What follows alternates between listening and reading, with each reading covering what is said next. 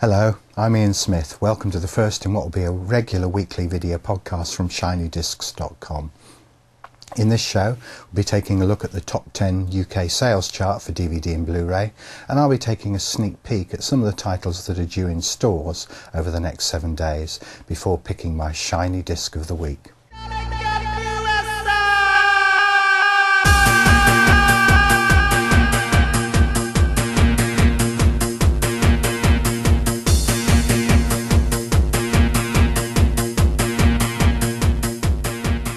Okay, without further ado, let's go straight into the top 10. Remember, the new chart is issued on a Monday by the official chart company, and if you check out their website, whose URL should be below my pointy finger, you'll be able to catch the complete top 40, not just the top 10 that we're showing you very briefly here on ShinyDiscs.com. And up from 29 to 10, Superbad. Two high school slackers want to hook up with girls, well duh, before they graduate and go off to college. Judd Apatow's gross-out comedy is crass and dumb, but it has a human core that lifts it above the norm. Available on DVD and Blu-ray, I give it 6 out of 10. At number 9, down from 6 to 9, The Bourne Ultimatum is the third in the Bourne series, a modern take on James Bond. Paul Greengrass's wobbly, puke-inducing shaky cam isn't to everyone's taste, but this is a solid tale, available on DVD and the now obsolete HD DVD. I give it 7 out of 10.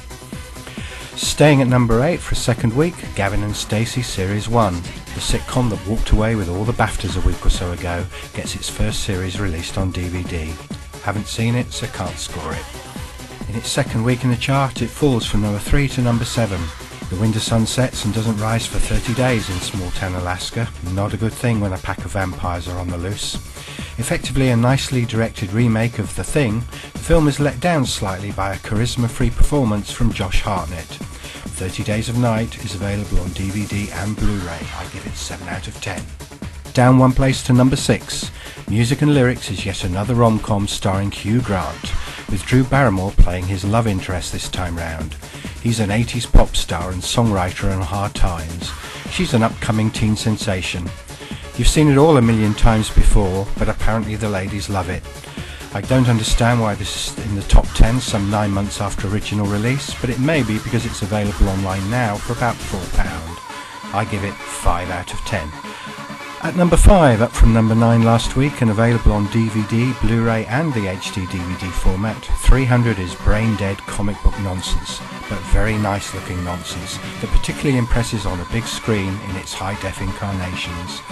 I give it 8 out of 10 for sheer eye-candy goodness, plus it's nowhere near as dumb as 10,000 BC. Staying just outside the top 3 at number 4, Enchanted is Disney back on form, as it sends itself up without turning mean. An intelligent, funny film for the whole family. Hurrah!